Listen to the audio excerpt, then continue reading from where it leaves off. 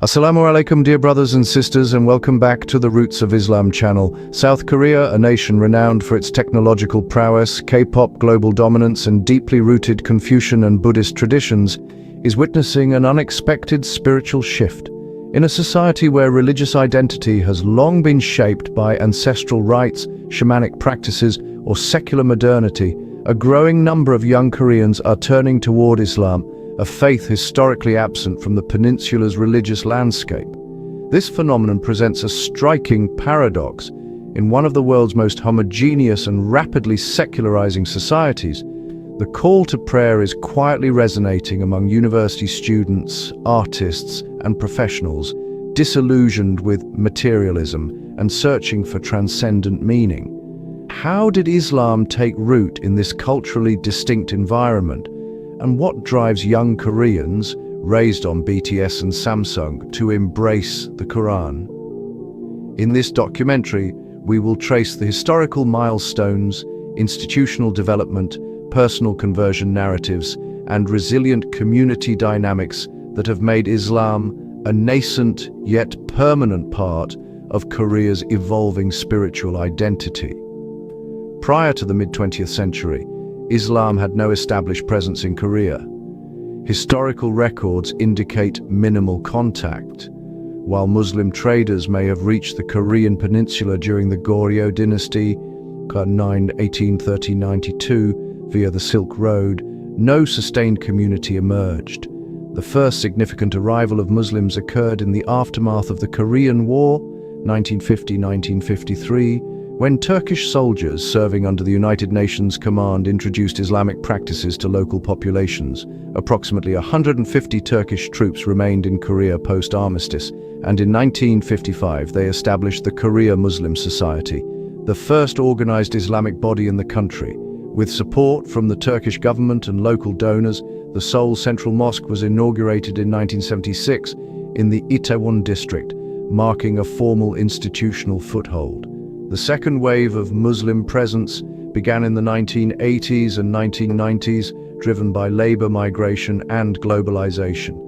As South Korea's economy expanded, the government implemented the employment permit system in 2003, facilitating the influx of foreign workers from predominantly Muslim countries such as Pakistan, Bangladesh, Indonesia, and Uzbekistan. According to the Ministry of Justice, the foreign Muslim population grew from fewer than 5,000 in 1990 to over 100,000 by 2010. Concurrently, international students and diplomats contributed to the community's diversity, with universities like Yonsei and Korea University hosting Muslim student associations by the late 1990s. Initial challenges were substantial. With only one mosque in Seoul until the early 2000s, Muslims in other regions prayed in private apartments, rented halls, or makeshift spaces. The lack of halal food, Islamic education, and burial facilities further complicated religious life. Nevertheless, these early efforts laid the groundwork for a more structured and visible Muslim presence in the decades that followed. The demographic trajectory of Muslims in South Korea has evolved along two distinct lines: foreign residents and native converts. According to the Korea Muslim Federation, KMF, approximately 200,000 Muslims reside in South Korea as of 2024, representing 0.4% of the total population. Of this figure, roughly 150,000 are foreign nationals, primarily laborers from South and Southeast Asia, while an estimated 50,000 are ethnic Koreans who have embraced Islam. Research indicates that the convert population has grown steadily since the 2000s, with annual conversions ranging from 800 to 100 individuals, according to data compiled by the Islamic Center of Korea. Geographically, the Muslim population is concentrated in urban centers. Seoul hosts approximately 100,000 Muslims, followed by Busan with 25,000, Incheon with 20,000, and Daegu with 15,000. This growth has spurred the development of religious infrastructure beyond the historic Seoul Central Mosque. Located in Hanamdong, Itaewon, the mosque, funded by the Saudi government and completed in 1976, can accommodate up to 3,000 worshippers and serves as the administrative hub for the KMF. In Busan, the Al-Fatah Mosque, established in 2005 in the Donggu district, caters to the city's diverse Muslim population, including seafarers and factory workers, with a capacity of 1,000. Meanwhile, the Daejeon Islamic Center opened in 2012 near KAIST, Korea Advanced Institute of Science and Technology, functions as both a place of worship and a cultural bridge for Muslim students and researchers. Beyond mosques, South Korea now hosts over 30 Islamic associations, including the Islamic Center of Korea, ICK, which provides educational resources, conversion counseling, and interfaith outreach. The halal economy has also expanded significantly. According to the Korea Halal Association, more than 400 certified halal restaurants and grocery stores operate nationwide, with major chains like Emart and Lotte offering halal sections in metropolitan areas. Second-generation Muslim children, born to mixed Korean Muslim families or convert parents, are increasingly enrolling in weekend Quranic schools, with programs operating in Seoul, Busan, and Incheon. Critically, young Korean converts are reshaping the community's identity. Fluent in Korean and deeply embedded in local culture, they are leveraging digital platforms, art, and academia to articulate an authentically Korean Islamic narrative, thereby transforming Islam from a foreign faith into a locally rooted spiritual path. Daily Muslim life in South Korea reflects a careful negotiation between religious observance and societal integration. The 5 daily prayers are practiced discreetly, often in private homes or designated prayer rooms in universities and workplaces, while public prayer spaces remain limited outside major cities. Institutions like Seoul National University and Yonsei University have established multi-faith rooms that accommodate Muslim students. During Ramadan, the rhythm of life shifts subtly but meaningfully. Iftar gatherings, organized by mosques and student groups, bring together Muslims of diverse backgrounds. In Seoul, the ECK coordinates nightly iftars at the Seoul Central Mosque, serving over 500 meals, while in Busan, the Al-Fatah Mosque hosts community dinners open to non-Muslim neighbors. Eid celebrations are marked by congregational prayers, though attendance is modest compared to Western contexts.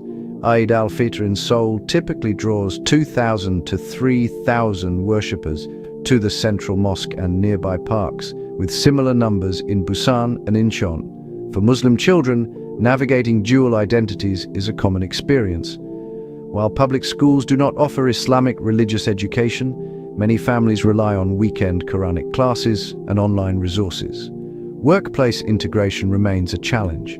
Studies show that only 45% of working-age Korean Muslims are employed in professional fields, with many foreign workers concentrated in manufacturing and construction. Halal food access has improved markedly in urban centers, with apps like Halal Korea guiding users to certified establishments. Community support networks play a vital role in sustaining religious and social cohesion. Organizations like the Korean Muslim Women's Association provide counseling, language training, and childcare services, while initiatives like Muslims for Korea organize blood drives and environmental cleanups to demonstrate civic commitment. Interfaith engagement is another cornerstone of daily life.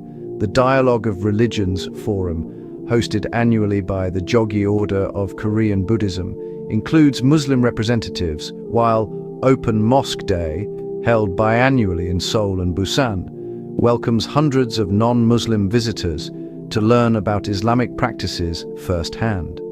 These efforts have fostered a climate in which Muslim identity is increasingly recognized not as alien, but as a complementary thread within Korea's pluralistic future.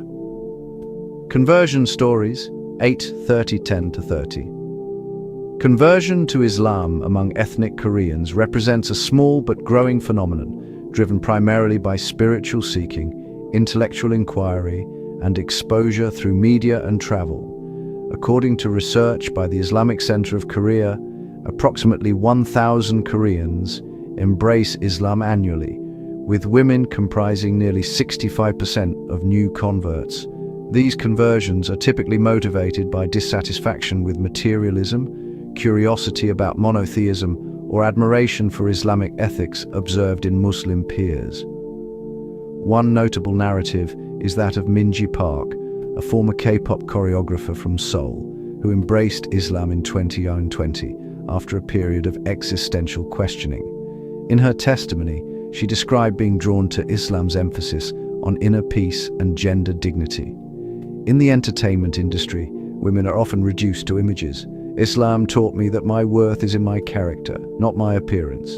Her Shahada ceremony, held at the Seoul Central Mosque, was attended by fellow dancers and Muslim friends, reflecting the supportive environment that many converts now encounter. Another case is Ji-hoon Kim, a philosophy student at Yonsei University, who converted in 2022 after studying comparative religion.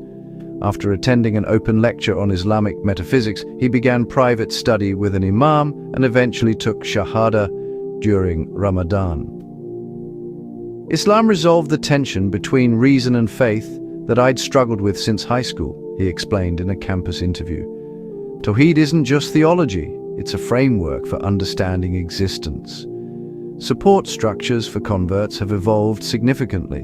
The ICK operates a dedicated new Muslim support program, offering mentorship, Arabic classes, and social integration workshops. Many mosques now designate Korean-speaking volunteers to guide newcomers through the practical and emotional dimensions of their new faith. The transformation reported by converts is often profound: increased spiritual clarity, stronger ethical boundaries, and a renewed sense of purpose. As Minji Park noted, "I didn't lose my Korean identity, I deepened it